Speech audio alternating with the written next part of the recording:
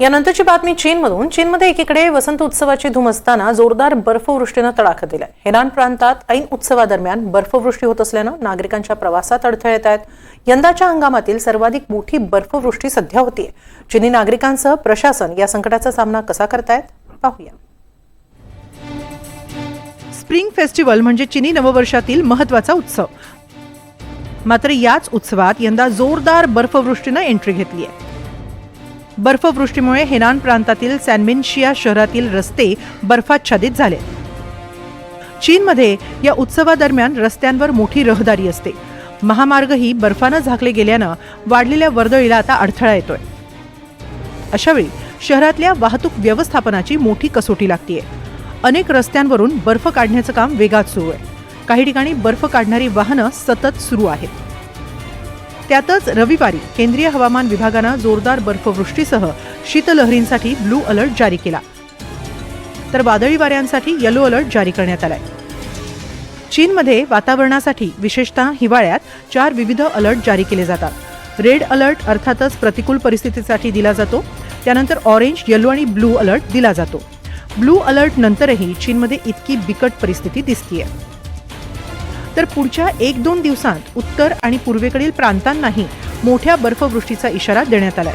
यात आंतर मंगोलिया, लिओनिंग, जिलिन आणि शँगडॉंग या प्रांतांचा समावेश आहे। तर मध्य आणि पूर्व चीनमध्ये जोरदार वादळी वारे आणि थंडीचा तडाखा जाणवू शकतो। मध्य चीनमधील हेनान प्रांताच्या सॅनमिनशिया शहरात शनिवारी अचानक बर्फवृष्टीला सुरुवात झाली। त्यामुळे साध्या रस्त्यांसह महामार्गही बर्फाच्छादित झाले। त्यामुळे वाहतुकीला मोठा अडथळा निर्माण झाला। त्यातच चीनमध्ये सध्या स्प्रिंग महोत्सव सुरू आहे। त्यानिमित्त वर्दळ वाढली आहे। या बर्फाच्छादित मार्गांमुळे वाहतूक कोंडीचा सामना करावा लागतोय। वाहतूक पोलीस अनेक गाड्यांना बर्फातून वाट काढून देत होते।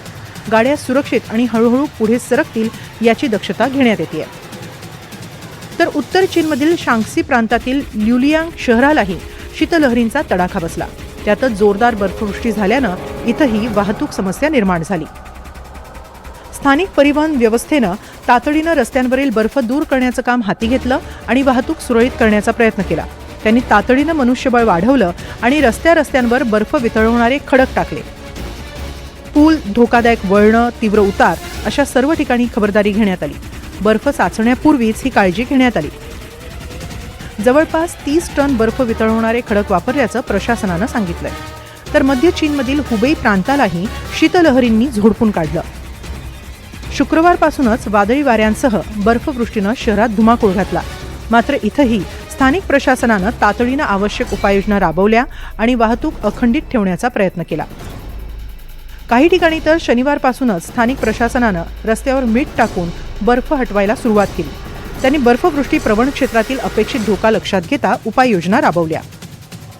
शियान शहरातील वुडांग पर्वतावर शनिवारी जवळपास 100 पर्यटक अडकले होते।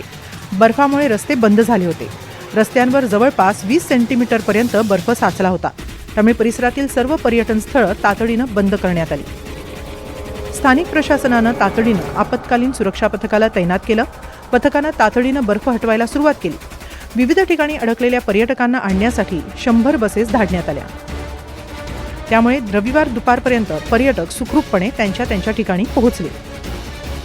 तर राजधानी बीजिंगमध्येही हंगामातील पहिली बर्फवृष्टी शनिवारी रात्री झाली। स्थानिक प्रशासनानं महत्त्वाच्या वर्दळीच्या ठिकाणी रेल्वे स्थानक आणि महामार्गावरील टोल नाक्यांवर अतिरिक्त कर्मचारी तैनात केले। स्प्रिंग फेस्टिवल हा चीनमध्ये सर्वात मोठा सण मानला जातो। या काळात अनेक चीनी नागरिक आपापल्या गावी परतत असतात, कुटुंबियांना भेटत असतात। यंदाचा उत्सव 28 जानेवारी ते 4 फेब्रुवारी दरम्यान आहे। या काळात मोठ्या प्रमाणात वाहतूक वाढते।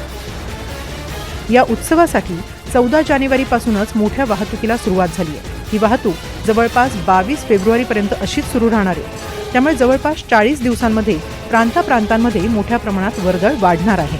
अशातच जोरदार बर्फवृष्टीमुळे प्रशासनाची चांगलीच कसोटी लागली आहे। वेगवेगळ्या उपाययोजना करून वाहतूक कोंडी होणार नाही याची काळजी घेतली जाते। Bureau report, NDTV Marathi.